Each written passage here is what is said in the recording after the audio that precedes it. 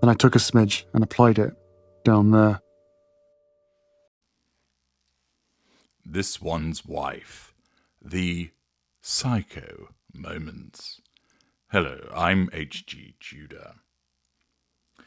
This One's Wife found herself on the receiving end of criticism courtesy of The Hollywood Reporter that described her as essentially a bully, a dictator in high heels that would reduce grown men to tears. This came from 12 members of staff, some former members, some, at least one, current. Affidavits were obtained, and the co-editor of The Hollywood Reporter, the industry Bible in La La Land, stood by what had been reported.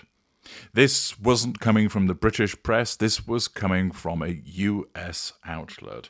And such criticism, naturally, is damaging to this one's wife in terms of her facade management and represents a threat to her control. It will have infuriated her.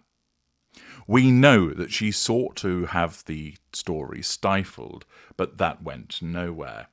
And initially, there was a simple no comment that was released in relation to it, and then, with the usual predictability of this mid-range narcissist, the fight back occurred with the less than convincing orchestration of staff members all saying, "Oh, it's wonderful working here. Honestly, you can remove the gun now."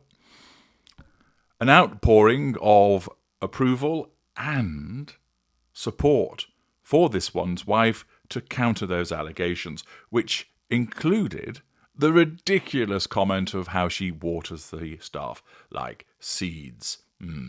We all know that anonymous source was this one's wife. But no sooner as she had sought to nullify the Hollywood Reporter's threat to control, along came the Daily Beast with more revelations from other individuals about poor treatment. The problem that this one's wife has, of course, is that knowing that she is a narcissist, courtesy of my work, you know that this is the type of behaviour that a narcissist engages in. Tries to convince the world that they're a lovely person whilst being unpleasant behind the scenes. Knowing that about a narcissist is the platform, the foundation for understanding this one's wife's behaviour. Then you have the actual evidence. Why would 12 people say that she behaves in a bullying manner when she has not done so? One or two possibly might say that if they were disgruntled, but 12, it tends to paint a picture. Then add to that the allegations of bullying that arose when she was in the United Kingdom, in Australia, the way that we have seen the facade fracture, the death stare, etc., that has manifested. It all comes together, and thus her protestations through other people, utilising members of the coterie to try and nullify this threat to control, lacks conviction. Indeed, not only is it the case that there is evidence from the people in the United Kingdom, people in Australia, now people in the United States, the background information as to her narcissism, we've also got plenty of instances of what have been dubbed by the Daily Beast of her having psycho moments. And therefore, I thought it would be useful just to have a little reminder of some of those psycho moments that have been witnessed again and again over a sustained period of time. This demonstrates we're not looking at something that is a one-off. We're not looking at someone who acted out once or twice as a consequence of an external stressor, but rather these psycho moments, as they've been dubbed, are part and parcel of the way that she behaves, driven by her narcissism. So, settle back, and here comes a reminder of what would be dubbed those psycho moments.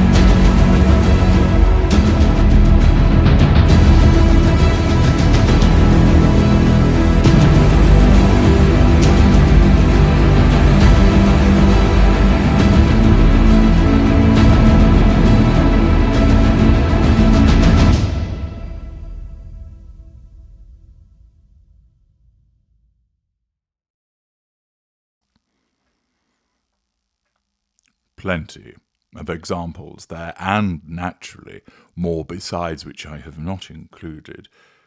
Otherwise we would be here for some time. These would be described as psycho moments by the layperson, but what you're actually witnessing are the various manifestations of her narcissism. As an informed viewer of this channel, you know that. You are aware, for instance, that the numerous instances of the death stare is the manifestation of her ignited cold fury, where somebody else is getting the attention, and her narcissism struggles to maintain the facade management so that that cold ignited fury seeps through. We see it in relation to the numerous occasions she directs it toward Catherine, Princess of Wales, where she directed it at her own mother. We see the use of the stare in relation to William, where her fixation on controlling him manifests as, in effect, the narcissism forgets where she is. The facade slips, and while she's not looking at him with cold ignited fury, she's looking at him in the way that a predator would be regarding a next meal. The instances where she shoves herself into the middle of the photograph in order to ensure that it's all about her. Instances where she stares down the camera lens, smirking. The response to the fuel that she's receiving. Instances of dissatisfaction because of a threat to control with regard to what Harry might be saying, which shows in an irritated look that's sent his way. Instances of interrupting people, whether it's the presentation of an award or a handshake. Instances of looking like the cat that has got the cream, as she's well fueled by the brouhaha that surrounds her, for instance, when she was in the back of the taxi in the so-called near-catastrophic car chase, or when she might be receiving the wedding vows of Harry as she looks at him with that cold predator's gaze, the smirk on her face as she's lapping up all of the fuel of all eyes being on her. There are different psycho moments in this selection that I have chosen for you, whether it comes from inappropriate clothing and behaviours, to the death stare, to trying to take a mic away from somebody, to standing at the front of veterans in a moment of stolen valour, the demonstration of cold ignited fury, the demonstration of infatuation, the predator's gaze. There's lots of different instances which you could all put together under the heading of psycho moments. But more accurately, what you're witnessing is the behaviour of a narcissist. We don't, of course, have any evidence that shows her going nuts behind closed doors, because that isn't photographed or filmed. But given the prevalence of these psycho moments that I have assembled here, and there are plenty more besides, as you know, it really does stack up that if this is what you see in public when the facade slips, if this is what you see in public when the facade management isn't at its best, imagine what goes on behind closed doors when no facade management is required. The heated ignited fury, the cold ignited fury, because she'll use both as a mid-range narcissist, will be given full vent. And therefore, the allegations of bullying very much have substance behind them. I'm H.G. Tudor. Thank you for watching.